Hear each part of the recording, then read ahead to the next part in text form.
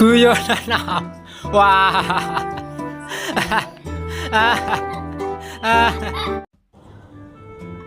Pada suatu pagi yang anehnya sampai bahkan ayam jantan pun berkokok dengan suara miau.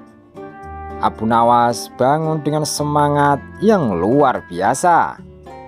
Ia baru saja bermimpi menjadi menteri kerajaan. Tapi bukan itu yang aneh. Dalam mimpinya, seekor keledai diangkat menjadi menteri urusan kebijakan luar negeri. Kalau seekor keledai bisa jadi menteri, berarti aku bisa jadi raja, seru Abu Nawas, matanya berbinar-binar. Ia langsung berlari ke istana tanpa sempat sarapan, hanya membawa roti basi yang sudah keras seperti batu bata.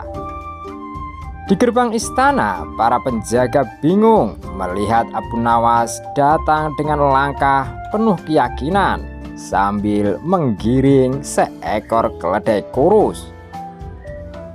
"Apa urusanmu datang ke istana dengan membawa itu?" tanya penjaga. Abu Nawas menjawab dengan nada penuh wibawa, "Aku datang membawa calon menteri baru kerajaan." Penjaga hampir tersedak ludahnya. Menteri dari keledai ini? Betul, ia lulusan Universitas Padang Rumput Timur, jurusan ilmu beban dan kesabaran, jawab Abu Nawas dengan tenang. Ia ahli dalam membawa beban berat, seperti rakyat membawa pajak. Penjaga tidak mengerti logika yang digunakan Abu Nawas, tapi karena takut kena masalah, ia pun mengizinkan Abu Nawas masuk. Pertemuan dengan Raja Harun ar-Rasyid yang sedang makan buah delima hampir tersedak ketika melihat Abu Nawas datang dengan keledai. "Abu Nawas, apalagi kali ini? Jangan kau bilang kau ingin menjual keledai ini kepadaku dengan alasan bisa berbicara." "Bukan, Baginda," jawab Abu Nawas sambil menunduk hormat. "Keledai ini lebih pintar dari sebagian pejabat kerajaan." "Berani kau menghina para pejabatku?" seru Raja. "Tidak menghina, Baginda, hanya saja membandingkan berdasarkan hasil kerja," jawab Abu Nawas kalem. Raja tersenyum geli. "Baiklah Abu Nawas, kalau memang keledai ini pintar, buktikan padaku." Abu Nawas menepuk kepala keledai itu. "Bicara, wahai tuan keledai, tunjukkan kebijaksanaanmu." Keledai itu diam. Abu Nawas berpura-pura mendengarkan sesuatu, lantas berkata, "Ampun Baginda." Ia baru saja berkata bahwa Baginda tampak sangat berwibawa. Bahkan lalat pun enggan hinggap di kepala Baginda.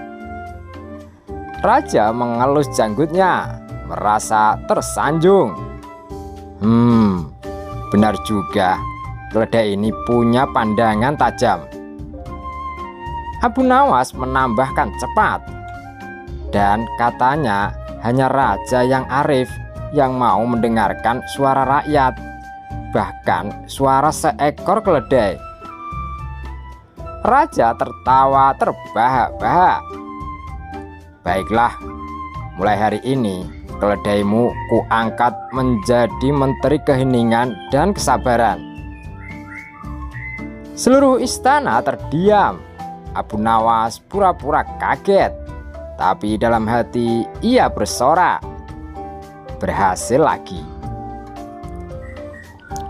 Hari-hari aneh di istana. Keledai itu kini punya ruangan kerja sendiri di istana. Para pejabat datang tiap pagi untuk berdiskusi dengannya. tapi yang terdengar hanya hiha. Abu Nawas dengan wajah serius selalu berkata, "Ah, itu tanda setuju atas kebijakanmu, Baginda. Keledai ini setuju menaikkan pajak roti, tapi menolak pajak udara." Raja mengangguk-angguk, walau tak paham sama sekali. Benar juga, udara memang seharusnya gratis. Sampai suatu hari, Raja penasaran. Ia menyelinap ke ruang kerja keledai tanpa sepengetahuan Abu Nawas. Ia ingin tahu apa yang dilakukan menteri barunya itu. Yang dilihatnya membuatnya hampir jatuh pingsan. Keledai itu sedang tidur tengkurap di atas tumpukan dokumen kerajaan, dan di sebelahnya ada Abu Nawas yang sedang menulis surat. "Abu Nawas!" teriak Raja. "Apa yang kau lakukan?" Abu Nawas kaget setengah mati, tapi langsung berkata, "Ampun Baginda, saya sedang menerjemahkan perintah lisan dari Tuan Keledai." "Perintah apa?" bentak Raja. Abu Nawas dengan cepat membaca suratnya. Tuan Keledai berkata, semua pejabat harus belajar diam dan bekerja, bukan berbicara tanpa makna. Raja terdiam. Ia menatap keledai itu, lalu menatap Abu Nawas. Lalu ia menghela nafas panjang. "Abu Nawas, entah kau jenius atau gila." Abu Nawas tersenyum. "Saya mungkin keduanya, Baginda. Tapi yang penting rakyat tidak tahu keledai yang jadi menteri. Mereka hanya tahu keledai yang jadi pahlawan." Akhir yang tak masuk akal.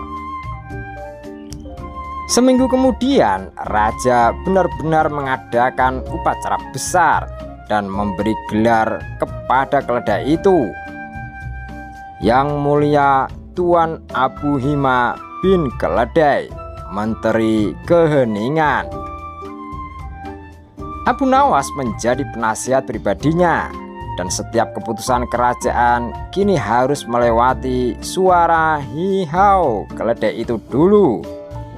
Dan anehnya, entah kenapa kerajaan justru lebih damai. Tak ada pejabat yang berani banyak berbicara, karena takut suaranya lebih bodoh dari suara keledai.